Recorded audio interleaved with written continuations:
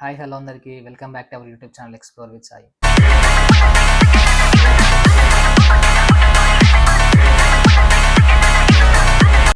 ఈ ఛానల్ ఎవరైతే first time చూస్తున్నారో ఈ ఛానల్ సబ్స్క్రైబ్ చేయడం అసలు మర్చిపోకండి. స్కూల్లో 20 మంది ఫ్రెండ్స్ ఉండేవాళ్ళు. కాలేజీకి వచ్చేసరికి కాస్త 10 మంది అయ్యారు. జాబ్ తర్వాత 3 అయ్యారు. ఆ తర్వాత 1 ఆర్ 2 మెంబర్స్. ఎందుకు ఏదైనా ప్రాబ్లమా అంటే ప్రాబ్లం ఏం లేదు.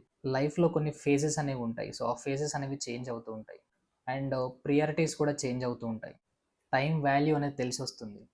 చాలామంది అనుకుంటారు నా సర్కిల్ తగ్గిపోయింది, సంథింగ్ వెంట్ రాంగ్ అని చెప్పేసి. బట్ సైకాలజీ చెప్తుంది మెచ్యూరిటీ వచ్చాక మీనింగ్ఫుల్ రిలేషన్షిప్స్ మాత్రమే మిగులుతాయని.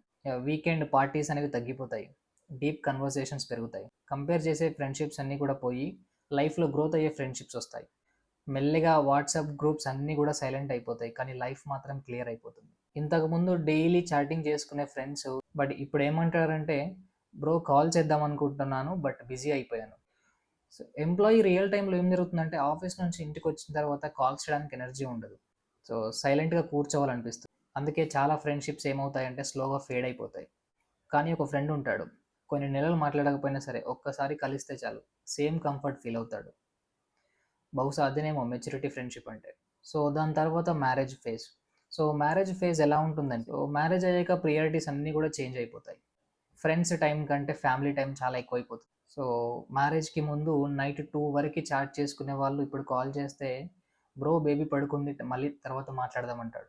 ఒకవేళ మీ ఫ్రెండ్ ఇండియా దాటి అబ్రాడ్ వెళ్ళాడు, సో స్కూల్ బెస్ట్ ఫ్రెండ్ యూఎస్లో ఉంటాడు, మీరు ఇండియాలో ఉంటారు. డైలీ కాల్ చేయడానికి అయితే ఇంపాసిబుల్, కానీ ఒక్క మెసేజ్ చేస్తే చాలు.